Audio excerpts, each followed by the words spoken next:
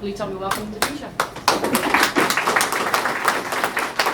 Thanks, everybody.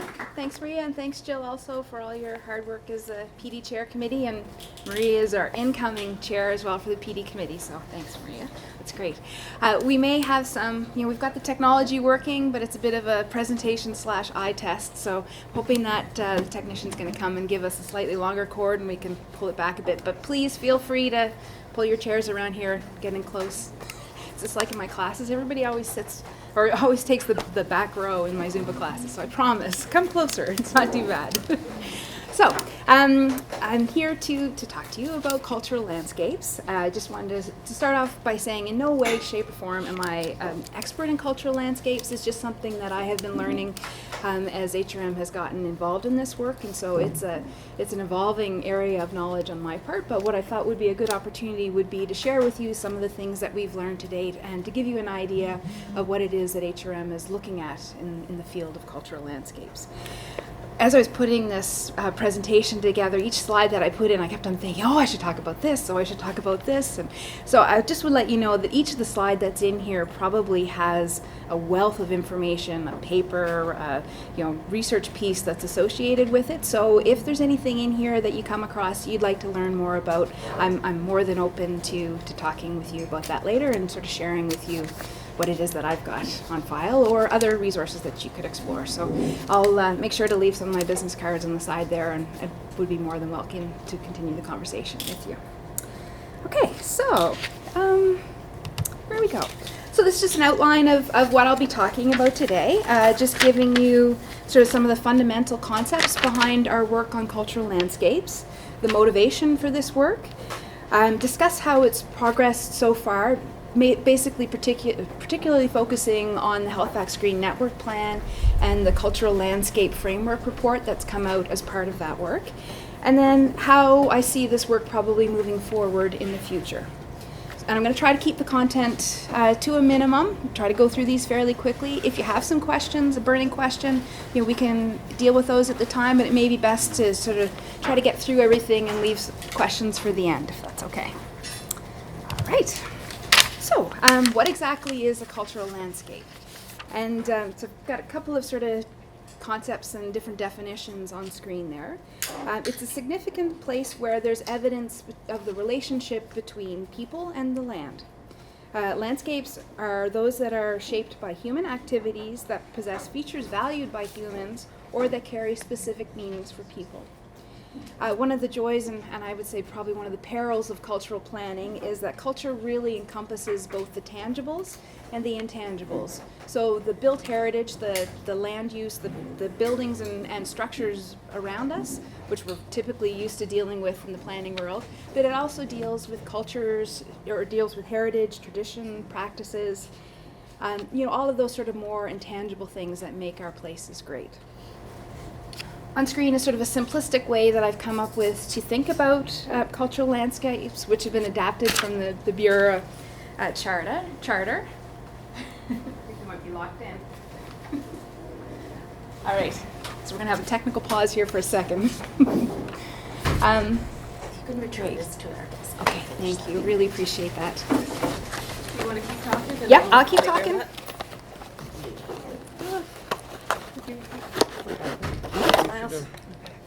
And we can just probably pull this whole thing back, but I'll stay here so you can see me, if that's all right? Okay, great. So, where was I? So a cultural landscape is a place, again, that shows the interaction between nature and people. It's a landscape that has both a past and a present significance, even if the present significance is very far removed from what its original use was. And cultural landscapes, of course, are the foundation of our sense of place and our values as a community. Can everybody hear me okay? Is the volume all right? Okay. And this is the most exciting one coming up next, because you can't see it. Okay, so what this next slide tells us is exactly. This is one I'm not really sure about. Yeah. No. So I guess another key concept that I've been thinking about in terms of cultural landscapes, and particularly in terms of cultural landscape programs at the municipal level, is kind of the concept of a continuity of conservation, so a continuum of conservation. uh, which basically would range from sort of simple recognition to all the way at the other end of designation. So under sort of the recognition end of things, it's really simply making sure that the landscape is involved or is included in an inventory. It could be something like even just a signage program, creating simple statements of significance for the landscapes. Then sort of you would move into a greater range of conservation, sort of a programmatic approach. So supports for community stewardship programs, funding streams, linkage to events and other sort of community pieces. There's the continuum, there you go. And then sort of as you're going further on the continuum, you're looking at sort of actually planning policy, so making sure that there's inclusion and protection for the cultural landscapes in our planning documents. So this could be things like view protection, form-based codes, that type of language. And then finally, designation as being sort of the most intensive, the most expensive, and probably the most restrictive of our conservation measures. And this would typically be used for landscapes that are the most significant and or are at the highest risk. So that could be risk from development pressures, but it could also be risk from sort of neglect or abandonment of the landscape. Okay.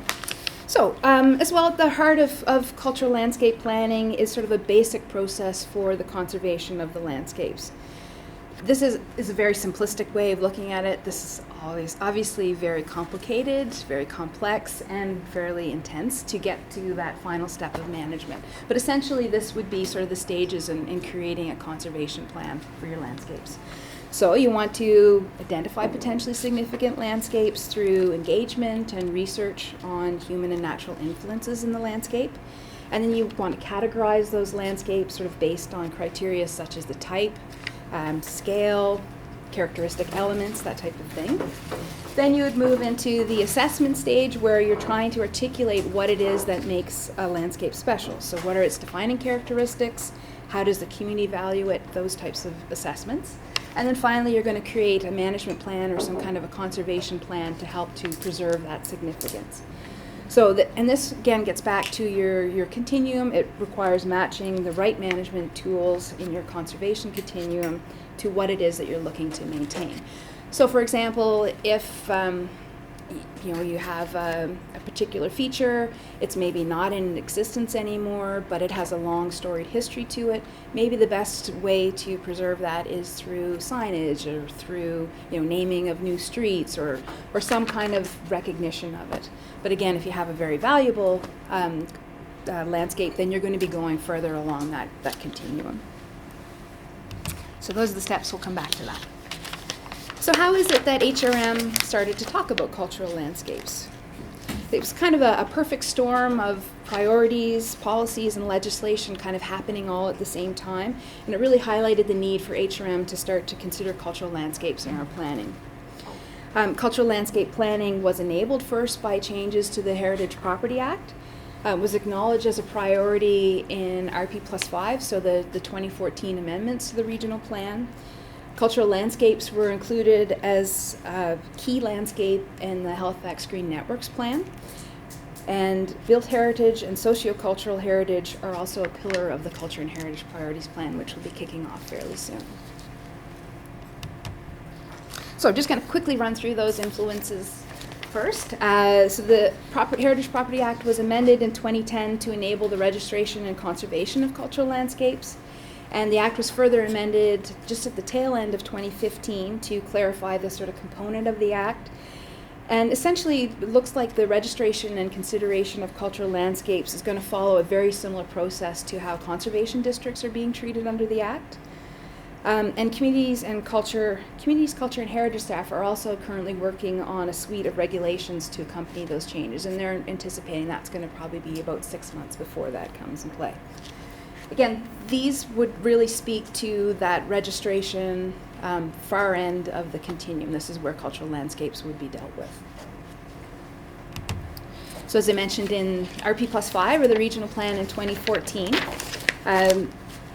basically HRM was tasked to broaden our heritage protection through the identification and the preservation of cultural landscapes. And The regional plan takes a really broad definition of cultural landscapes, so geographic areas which have been modified, influenced, or given special cultural meaning. That's it, full stop. And so it charges us to consider recognized cultural landscapes through the standards and guidelines. And it includes for the protection of cultural landscapes when we're doing plan amendments and secondary planning or community planning exercises, and also charges us to explore cultural landscapes further through the Halifax Green Network Plan and also through the Culture and Heritage Priorities Plan. I'm not sure if you guys are aware of what the standards and guidelines for the conservation of historic places in Canada is. It's essentially a tool for evaluating proposals which would impact cultural landscapes, or at least that chapter of the standards and guidelines. And they kind of give you guidance on how to identify, protect, manage, and celebrate what's unique about a landscape. And they're used, again, at that tail end when you're looking to create a conservation plan. That's usually where they're the most valued. So they really outline how or key elements of a cultural landscape are going to be conserved and promoted through the proposed intervention. Okay. And are most people familiar with the Halifax Green Network Plan itself? So it's an ongoing project that HRM is undertaking right now, and it's intended to establish a planning and land management framework for open space, so all open space, and it's really essentially anything outside of the buildings really is considered to be an open space element in some form or other. And it's helping to try to advance our multiple environmental, social, cultural, and economic objectives of HRM, as well as creating a means to inform future development and our growth patterns. So this open space planning is based around 5 interwoven and very overlapping landscape types. So it's looking at ecosystems, working landscapes, recreation and trails, communities, and cultural landscapes being sort of the 5th landscape in that project. So right now the project is moving into phase 2, having just finished out mapping a current state of the landscapes. We just have a state of the landscape report has just been issued and approved by council. So as we were working towards pulling together the data set and all the necessary research to enter into the state of the landscape, it became very apparent very early on that we really had a dearth of data. There was really we had not done anything formally to try to inventory our cultural landscapes, and really didn't have any targeted research into the significance and character of our cultural landscapes. So this lack of baseline data presented a real challenge on how we were going to try to factor in cultural landscapes into the green network planning. So what happened was we worked with the consultants for the Green Network Plan 02, and they hired Robert Graham, who's a cultural landscape specialist, to become part of this group and to kind of do a subset of the Halifax Green Network Plan to create the Cultural Landscape Framework Report. So essentially the objectives of that report were to give HRM the following resources. So theory and best practices in cultural landscape planning, sort of an overarching history and evolution of the region, a framework for categorizing, considering, and prioritizing our landscapes, some of the building blocks for the creation of a future program, a future cultural landscape program, and as well a preliminary database of cultural landscape elements and priority areas or special areas that could be included in the cultural landscape component of the Green Network Priorities Plan.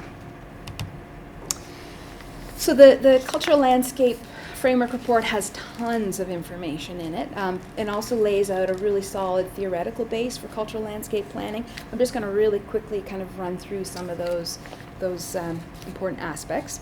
But it basically talks about the ways in which a landscape can be categorized, and that's by sort of category, scale, spatial typology, that type of thing. So it provides resources on how to consider your landscapes under those.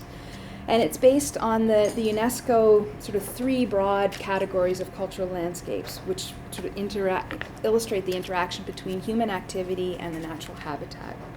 So design landscapes would be those that are shaped lands that have been planned and plotted out intentionally to achieve a certain aesthetic. So public gardens would be a good example of a designed landscape. The associative landscapes are those landscapes that are most valued for their religious, cultural, or artistic associations. So Peggy's Cove and many of our scenic coastlines might be considered as an example of these associative landscapes. Evolved landscapes are those that originated due to some human force, like settlement, exploitation of resources, traditional pathways, etc., and they have evolved over time as society has changed. So relic examples would be those that are snapshots of that past activity. So petroglyphs on the Bedford Barrens would be a good example of that. And continuing landscapes are those that are still being used today, but albeit in a different way. So perhaps Citadel Hill would be an example of one of those.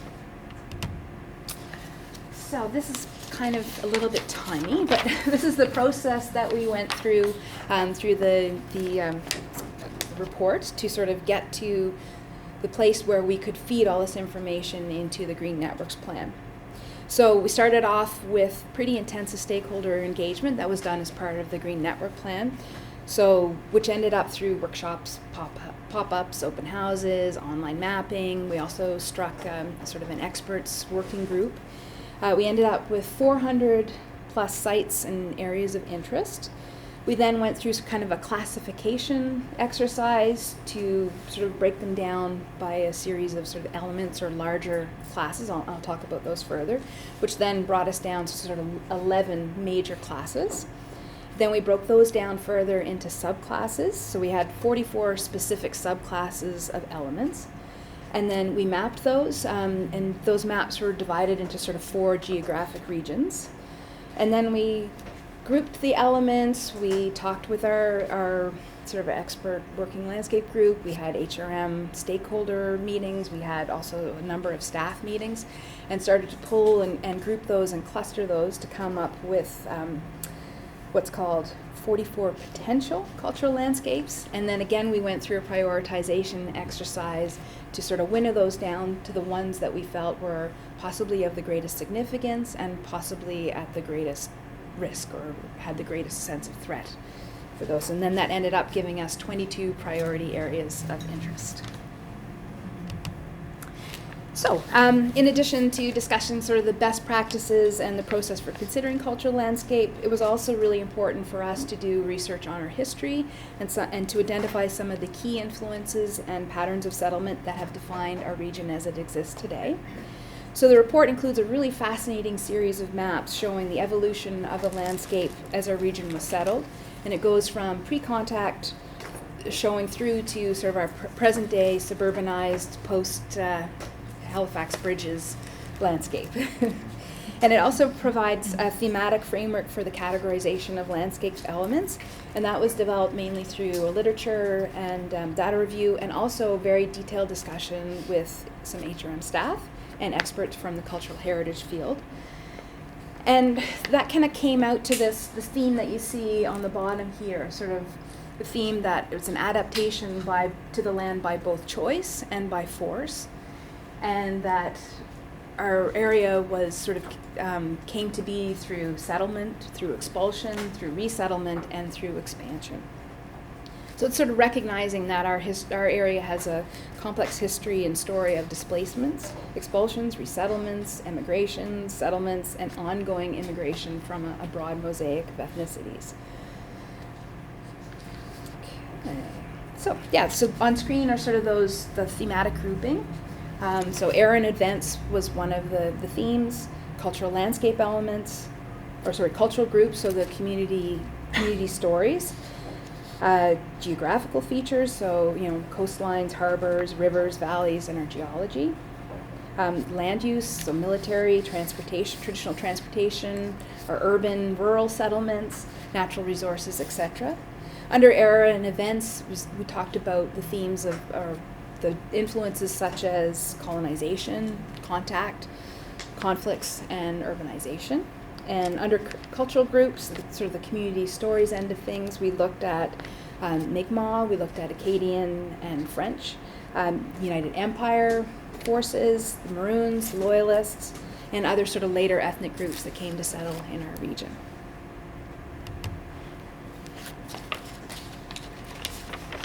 So again, these are the classes and the subclasses for those elements.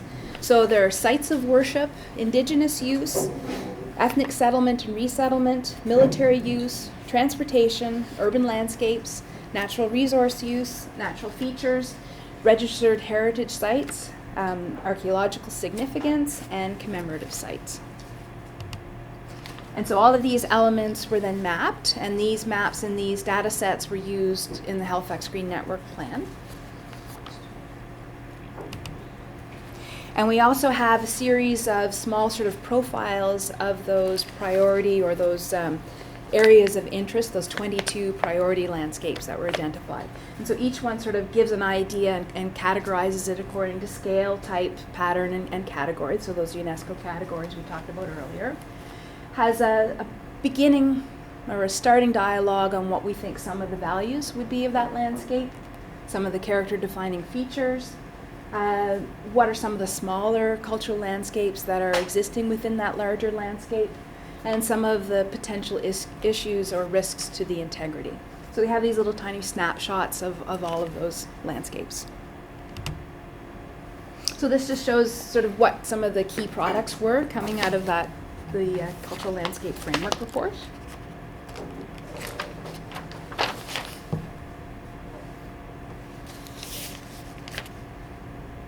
So it gives us sort of definitions of cultural landscapes and an outline of the theory and practice for their treatment in accordance with North American practice. It gives us a comprehensive 5-step process for the application of best practices in the study and management of cultural landscapes.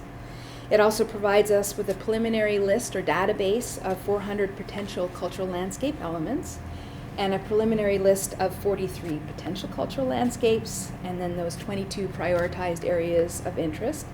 And those are all based on established criteria. And really, this is not saying that these are our preeminent landscapes. They're saying these are landscapes that we should be carrying forward for future conversation, future dialogue, and most certainly future research and engagement. And it also gives us the building blocks and sort of steps and recommendations on how to carry forward to create a cultural landscape program.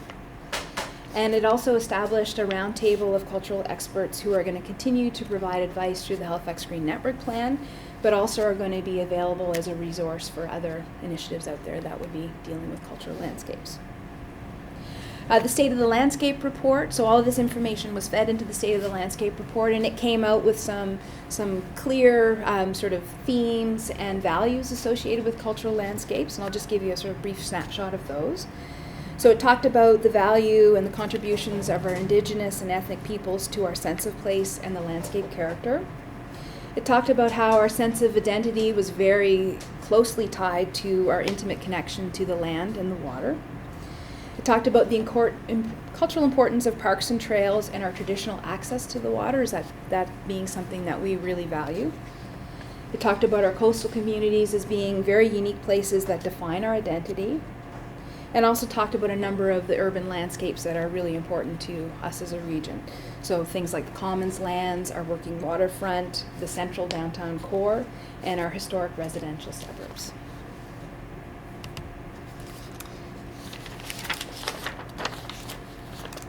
It also identified a number of sort of issues and opportunities that HRM is facing. So, as I mentioned, our cultural landscape information and our program focus is definitely lacking. The planning and program development is at a very early stage, and this is both at the municipal and at the provincial levels also. So the lack of map data on both pre- and post-contact landscapes of the Indigenous people is a serious issue, and it'd be really difficult to identify the kind of complete range of landscapes with potential cultural significance without that data. So that's something we really have to address. That in order for cultural landscapes to be identified and categorized for their significance, we have to have a criteria-based framework, and that would have to be based on those thematic elements. And that our culturally valued landscapes, like our small villages, our traditional hunting and gathering areas, our waterways, our coastline, our scenic views, are all under threat. So this is something that we need to keep in mind. Okay, so if we go back to those sort of 5 steps of what a cultural planning program or what usually, the steps that you would go to create a conservation plan, where does the Cultural Landscape Framework Report get us to in that 5-step process? So I would say that it kind of gives HRM a good sort of way through step number one. That's where we probably have the most progress.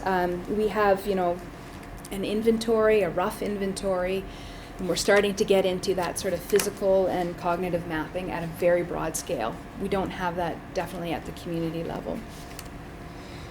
So in terms of the research, this work really is providing us with very preliminary research into the formative influences and captures the broad history of the evolution of our region.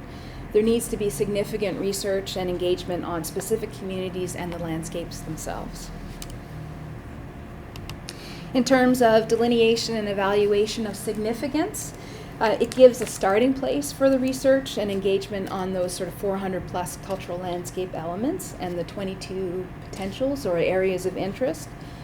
But there's a lot of work that still needs to be done. I mean, those are just very brief statements of significance. Maggie can tell you the work that has to go into creating statements of significance and really carefully articulating the value of a landscape or a heritage site is intensive work. So we're really just skimming the surface at this point.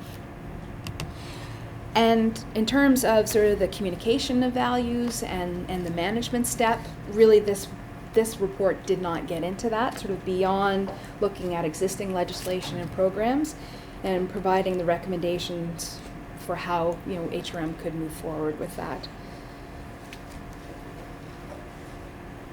So I guess one thing too is, as I was going through before and talking about that continuum, we do have some good steps in place for the registration and that sort of higher level of conservation with the standards and guidelines and with the enabling legislation in the Heritage Property Plan. Where we don't have anything is on that lighter end of the continuum of conservation. So there aren't any cultural landscape programs. We really don't have a way or a systematic way of recognizing them in our planning documents. So that's really where there's a major gap. Seem to be these next two slides they're all about sort of covering your butt, but so yeah, as I said, we're very early and very early stages of considering a very vast and complicated topic. And so we're much farther ahead with the report that we have. It's now on the radar. It's something that we're having conversations about, but there's a lot more work to be done and a lot more resources that would have to be turned towards this. Yeah. Okay. Oh, yeah, the other thing too is at this point, the Cultural Landscape Framework Report is an internal document. So we're using it as an advisory document. It hasn't gone to council yet. It hasn't been approved by them. It hasn't been adopted at this point. So those conversations are happening as well. So what do we do with this report? How are we going to carry it forward? But there hasn't been a sort of formal or final decision made by HRM as to what they're going to do with this. So hopefully that'll be the next presentation. I've brought a couple of the maps from the phase 2 engagements of the Green Network Plan, just showing how those elements and the sort of priority areas have been factored into some of the work that's happening in phase 2.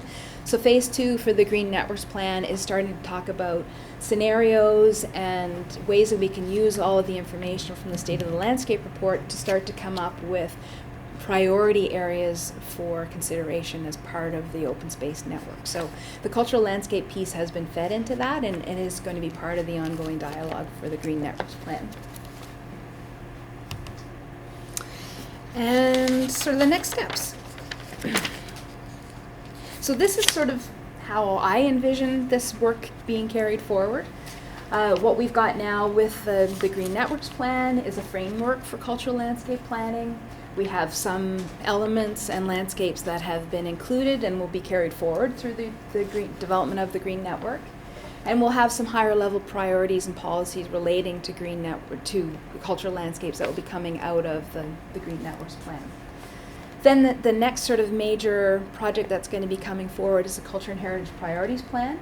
So the intention for that is we would then engage on the database and the information that we gathered through the Green Networks Plan, start to do some refining of the candidates, start to have and gain a better understanding of the significance of the landscapes and the elements, and then start to develop some priorities for conservation and celebration. And I think that this is the place where it's quite likely that the cultural landscape program will be developed itself.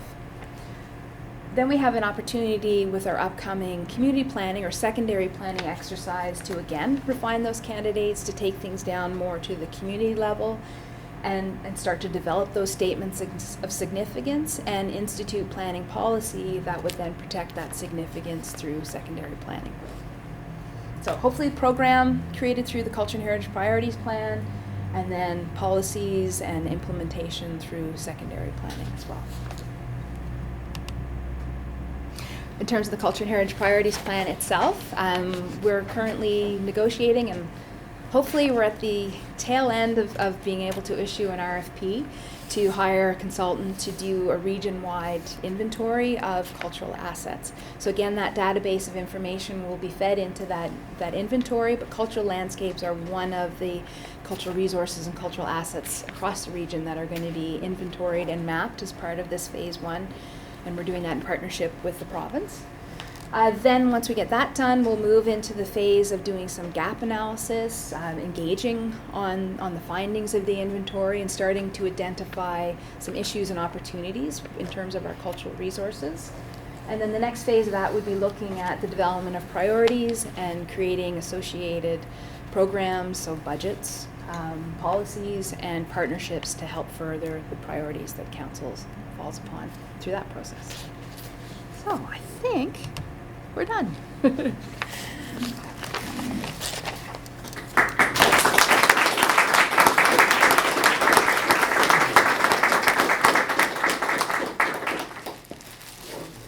your next step looks like a lot of work. Yes. And so there could be quite a while between today and a full implementation of integration with community planning. Is there a way that those 400 sites can be flagged so if they get targeted for development, at least development officers and planners will say, hang on, this is one of the sites that was flagged as of interest from a cultural landscape perspective. Yeah. Let's step back and think about how that, can work with this development proposal. Yeah, and I think that that's definitely would be what we'd be doing in the interim. I mean, they're going to be included in the Green Network, so there will be some overarching policies or flags that will happen through their inclusion in the Green Network plan. But we have the requirement to look at cultural landscapes when we're doing secondary planning. So, for instance, with the Port Wallace work that's happening right now, like there is a cultural landscape component of that that's happening. We didn't have this inventory or this database before we got into that, so my vision is that the next one that comes along will say, okay, here you go, here's what we've identified as being potentially significant sites and potentially significant landscapes in this particular area. You need to factor that in when you're looking at the cultural landscape piece of the secondary planning exercise. In terms of, by a permit, sort of an individual site basis, haven't really had conversations yet about how that might play out. I'm not sure how that would. The issue you always come up against is flagging is one thing, but actually saying what it is of significance that you need to be preserving and recognizing is very difficult. If you don't have that research done, it becomes a very difficult conversation on how you incorporate that into a development. So, yeah, those are the things that we're sort Depends of on the talking persons about. across the desk too. Yes, it does. Well, and that's always been part of the conversation is these aren't barriers to development. These could be huge assets to development, and we need to start thinking about them that way. And that's true for both environmental and cultural features. I mean, they really are the assets. They're what make a place great. So let's start putting them first and then figuring out how they can enhance what goes on around them.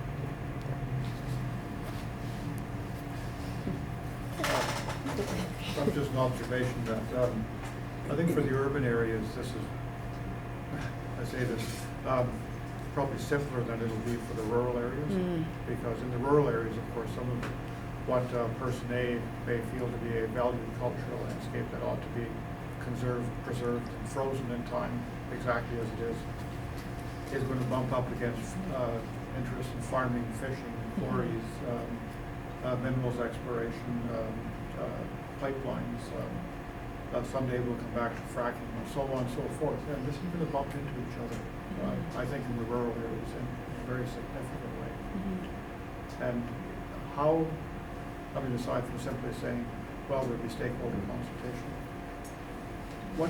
what sense do you have at this point where there are difficult choices to make between economic development, primarily resort development, and landscapes in those areas that may be highly valued. And like on a broad scale, if you show up the Muscatine Valley, like the whole valley, Yeah. Well, wake up, that's a farming area. Yeah. So how do you see this eventually work itself out? Drawing more, I think, on what I've learned through the Green Networks plan, is it's really about having enough data to say, okay, if you want to do resource extraction, these are the areas where it would be most appropriate, because it's not bumping up against the cultural landscape, or it's not going to interfere with, say, a farming activity, that type of thing. It's really about having the knowledge to have those. I'll say that Yeah. the aggregates are where they are, they can't be moved around. Mm-hmm. Well, it's not an easy conversation, and I mean, we certainly have a lot of rural landscapes that we've been looking at, and a lot of conversation about how do you protect traditional village character. We have villages that were established around key things like our fishing resources, and the confluence of fresh water and salt water, and that's sort of becoming the heart of your community. But then we have a necklacing of development along the roads that are leading to that, which cause major conflict with trying to maintain that traditional character. So it's not easy. I don't have solutions at this point. I was wondering, a few years ago, I seem to remember that they'd done a cultural landscape inventory in Guysborough and in Ganesh, and whether it was possible when the RPF came out that there would be an overlay, either methodology or framework that would be consistent, so that you could begin to gather the same types of data systems that could be Yeah, I'll have to look into that. Yeah, because provincially. because the intention is, the reason for the partnership with the province is that they're looking to use HRM as a pilot to then offer this or extend this to other communities and regions in HRM, in Nova Scotia. The thought being that we have enough diverse communities and landscape that is likely that pretty much what they'll encounter here is going to be very similar to what they'll encounter in other communities in Nova Scotia, that HRM would be a good test place for pilots. So it is all going to be GIS based, so it would be really important to try to tap into what other exercises are out there. I know there has been other cultural mapping, but I wasn't aware of cultural landscape, so I'll have to find out about that. Remember that RPF went out for 5 years ago? Okay, in Guysborough, okay. Good question back here. I just have a question. Just with the consultation with the meeting, and I know that the Assembly of Chiefs has an enormous proprietary database. I was wondering if you guys are connecting that. So we are. We've been dealing with the archaeologists at KMKNO, and we have an ask in to maybe do a presentation to the Assembly of Chiefs. So we're working on that, just because it's a gap for the Green Networks plan as well. So making sure that we present it, and then information sharing will be really important. Yeah.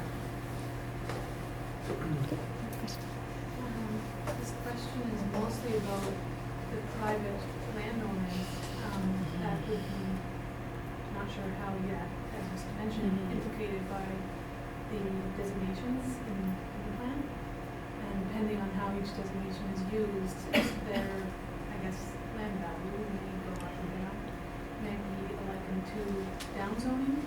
And I'm wondering if any private landowners have said anything to you about designating their land for whatever it is. Well, it's very early days, so at this point we really haven't had specific properties where we said, this is what's going to happen on your property. But I would say, with the exception of probably Port Wallace, where some of those conversations have happened. I think the key to it is knowing what the significance is, because if the significance is, say, the history, but there isn't any remaining, elements on the land, then it becomes much simpler conversation about how do you factor that in. If it's a remaining piece or a much larger landscape, then it has to figure out how to be mitigated or avoided. So yeah, it really will depend on a landscape by landscape basis, but there will be, I would assume, restrictions that are going to happen on development that'll come from this. Has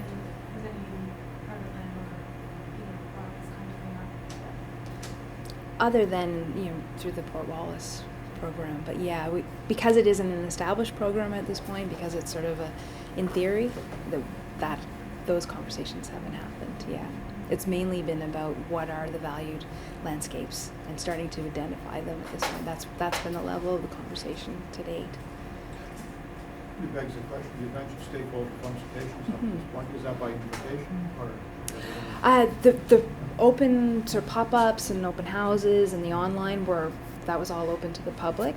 There was some sort of targeted stakeholder engagement for the experts roundtable. Did the targeted stakeholders include Federation of Agriculture and folks like that? They were involved in the Green Networks plan. Yeah. Yes. Also, the Halifax Food Policy Alliance has been part of the engagement. As far as moving this forward is concerned, do you think continuity of funding for years? No. There hasn't been any funding up to this point other than the funding that was associated with the cultural landscape report, framework report. That there was funding to create that report. But yeah, it's very, as I say, very early days. Yeah.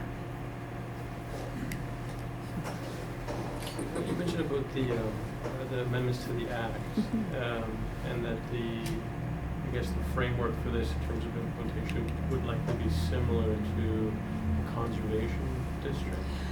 For registration of cultural landscapes, yes, yeah. But there would be the whole other sort of suite of options that we would have Sure. to accompany that, yeah. But yeah, that's the way they framed it currently as to how registered would work.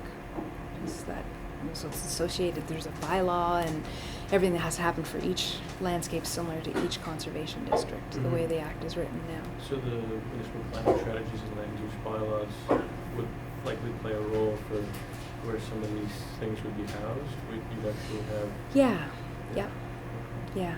Maybe like an HCD files, that'd be standalone MPS and LED documents that would lay in parallel with whatever other MPS and LEDs might exist.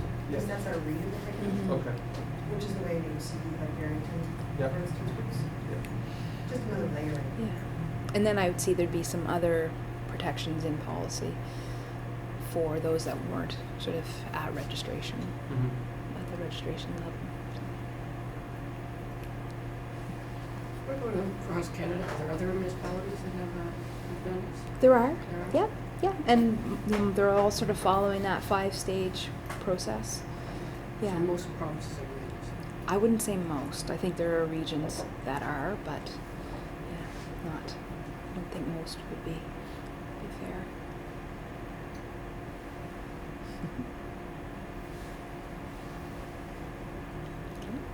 All right.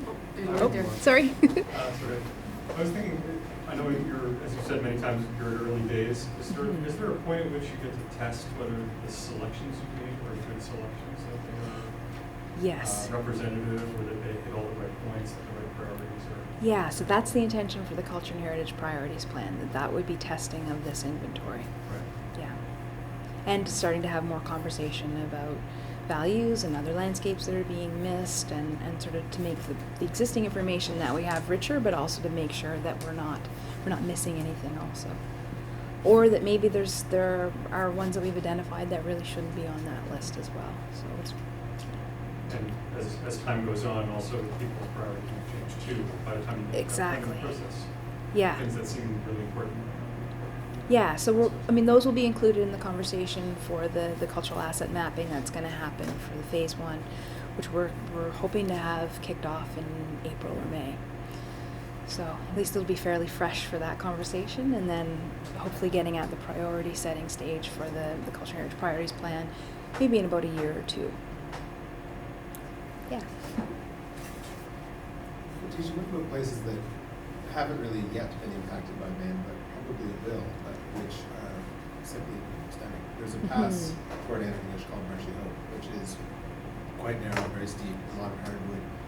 It's about one of the most beautiful things you can go through, particularly in the fall.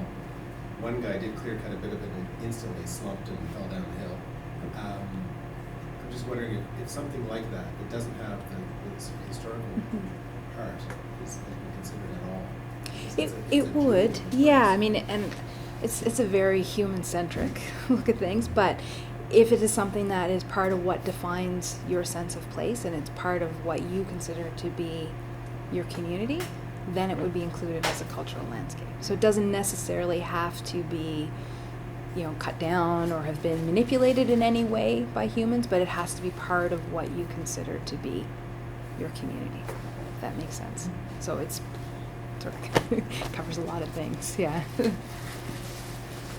So I mean, scenic views would be another example of that, presumably. They haven't been altered in any way, likely, but they're still valued and they're still part of what you use to define your community.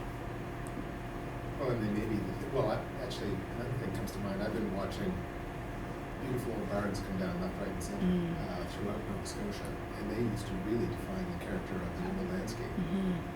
That and the fact that, you know, people sort of urban development all along the same roads, but I don't know if, you know, there's a lot of barns and they're very expensive to do something with.